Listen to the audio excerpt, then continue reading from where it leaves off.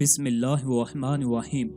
हजरत अनस बिन मालिक रजी अल्लाह ताला अन्हो कहते हैं, एक आदमी आप सल्लल्लाहु अलैहि वसल्लम की खिदमत में आया और अर्ज किया कि मैं ऐसा डरावना ख्वाब देखता हूँ कि उसे देखने के बाद बीमार पड़ जाता हूँ। आप सल्लल्लाहु अलैहि वसल्लम ने फरमाया, अच्छे ख्वाब अल्लाह की जानिब से होते हैं और बुरे शैतान की जानिब से। अगर तुम में से कोई ऐसा ख्वाब देखे तो बाईं जानिब 3 मरतबा थूक दे और औज़ु बिल्लाहि मिनश शैतानिर रजीम पढ़े तो ख्वाब देखने वाले को ख्वाब से कोई नुकसान नहीं होगा।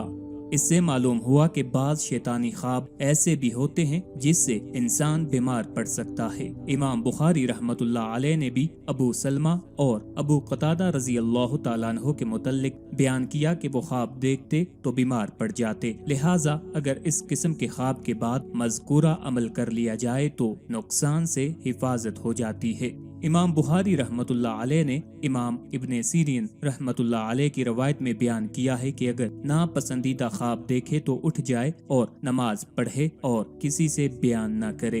हाफिज इब्ने हजर मक्की रहमतुल्लाह अलैह ने बयान किया है कि अगर बुरे ख्वाब देखे तो उसके ये आदाब हैं। औज़ु बिल्लाहि मिनश शैतानिर रजीम पढ़े, बाईं जानिब थूकता रहे, किसी से ख्वाब को बयान न करे, करवट बदल ले, उठकर नमाज पढ़ ले। बाज फुक़हा ने ऐसे मौका पर आयतुल कुर्सी भी पढ़ने को कहा है। अल्लामा कुर्तबी रहमतुल्लाह अलैह ने बयान किया है कि बुरे ख्वाब के बाद नमाज पढ़ना सब आदाब को शामिल और जामे है।